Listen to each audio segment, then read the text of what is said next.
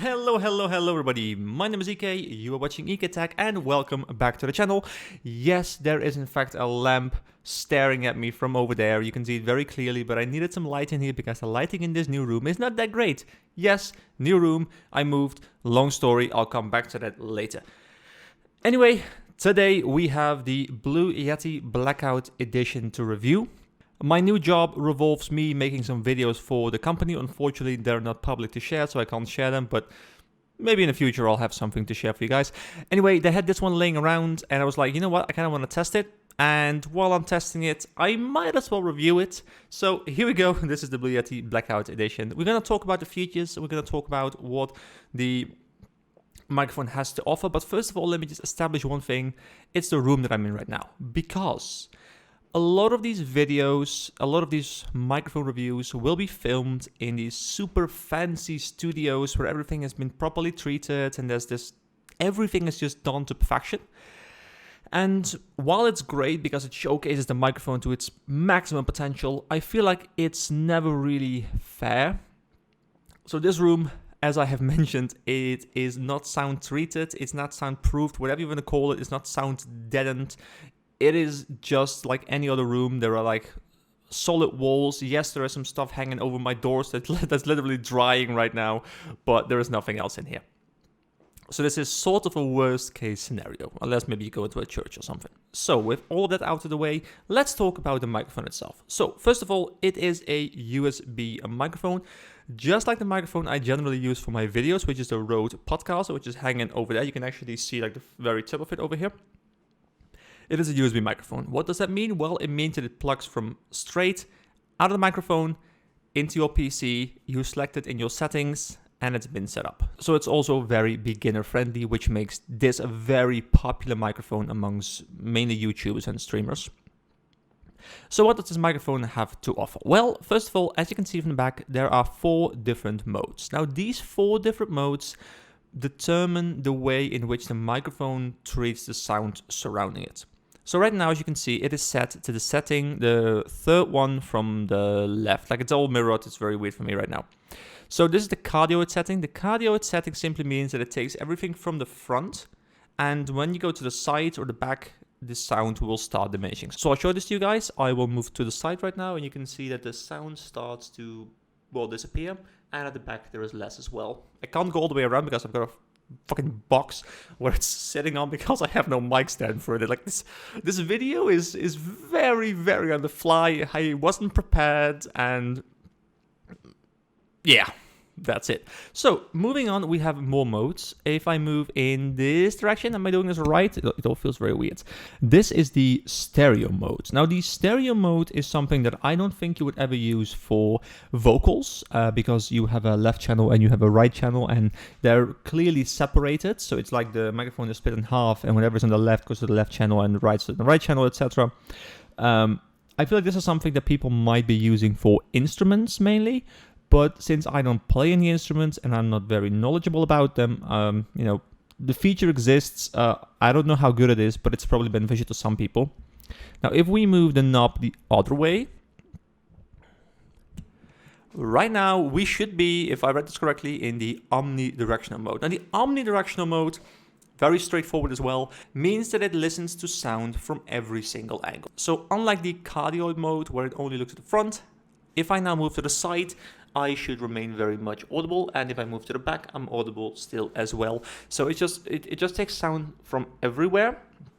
And then we have one final setting, which is the bi-directional mode. The bi-directional mode is very similar to cardioid, except it's both front and back. So this would be great if you had, for example, an interview and you wanted to talk to someone, the other person was sitting on the other side of the table. You both want to get up very close to the microphone, have some intense eye contact while you're talking to each other. But like I could be here, someone else could be on like this side of the microphone, or we could be having an interview. So those are all the settings. I think generally for most people buying these things, because like I mentioned, most people buying these things will be either YouTubers or streamers, or maybe they're using it for their Discord or whatever, but it will be for a generally casual audience who will most likely be doing this on their own. So I'm assuming the cardioid mode is like the 90% plus case for everyone.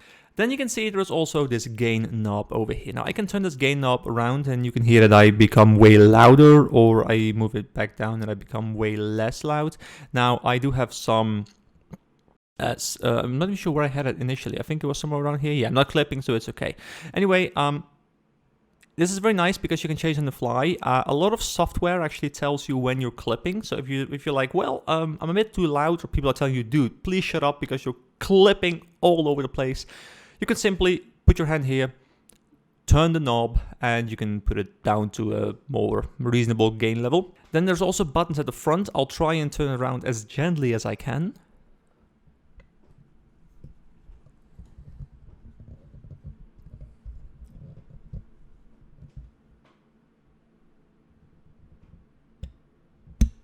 And then I'll use the bi-directional mode because that means I can talk into the back because I'm having an interview with myself now. It is amazing.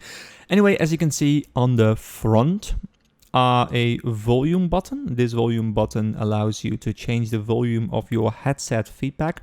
Right now, I've got direct feedback into my headphones. I hear myself without any delay whatsoever. And I can monitor what I sound like so that I know everything is going all right. And if I were to turn this up or down, I could hear myself, well, however loud I want. I would never use this while I'm gaming or doing anything like that. Like during streaming as well, I don't use it. But when I'm recording something where it's only about the spoken word, when my audio is very important, I will use this so that I know whether I'm messing up or not. And then there's also the mute button. Now, if I press the mute button,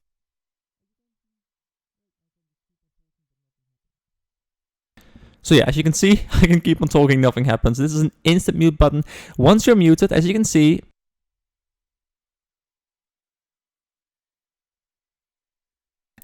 the mute button is blinking. So it's very easy to see whether you have muted yourself or not. Your friends will most likely tell you, hey dude, where have you gone? We haven't heard from you like half an hour while you've been yelling at them. You're like, what? Was I muted all this time? Well, that won't happen to you with the Blue Yeti. Sponsor me. Alright, so having turned it back around and having reinitiated the cardioid mode, we can now talk about something else. And that is, how does this thing treat the distance you are from the microphone? Right now, for most of this video, I've been about this far from the microphone. Now, let me just move in real close and just see what happens to the proximity effect on this microphone. Now, be warned, this microphone, from what I've heard, tends to be a bit harsh with plosives. So I'm going to use some P's and stuff, and I might hurt your ears. But I'm going to be moving in, so be careful, guys. Prepare. Okay, I'm coming in.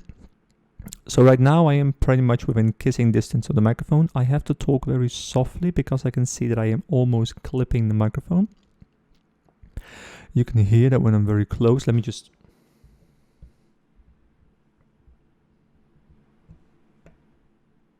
I turned the gain the wrong way because it's very hard, okay? It's this button over here and then turn it down. Okay, so the gain should be pretty low now, so I think I can talk normally. I'm still sort of clipping, so this thing really has a lot of gain. Like, I have it set to about 75% in my recording software, and this thing is set to like, what is that, 10%? So there's a lot of power in this microphone. Once again, I am almost in kissing distance of the microphone. As you can hear, there's a lot of bass. Now, if I just use some P's, so the power of plosives is very overpowering. Whatever, I should have had a line prepared, but I didn't. So, moving back, and let me just turn up the gain again, because otherwise you won't be able to hear me. So right now the gain is, I think it's approximately where I had it at the start. Now let me just move back. So like I mentioned, I was about this distance, from the microphone initially. Let me just move a bit further back. So right now I'm about this distance from the microphone. And now, well, it's probably somewhere around here from the microphone. You can hear that the sound drop is definitely there, but it's not insanely much. Now that's because it's a condenser microphone, and condenser microphones have bigger capsules, and generally, this isn't true in all cases, but generally they will pick up more sound from the surrounding area. If you have a dynamic microphone, generally it will be very pinpointed, like, hey, I'm shooting right to that spot, and if you're moving from that spot, you know, the sound will just disappear. Now with a condenser microphone, that is a bit different. It will generally pick up a bit more sound, which is a pro. In some cases, it's a pro when, like, you can hear the plosives, right? So I guess I'm gonna have to move back a little bit more. So It is a pro when you want to have very detailed sound, because generally condenser microphones simply are higher quality because they pick up more sound, and thus they become richer. Just, they become more detailed.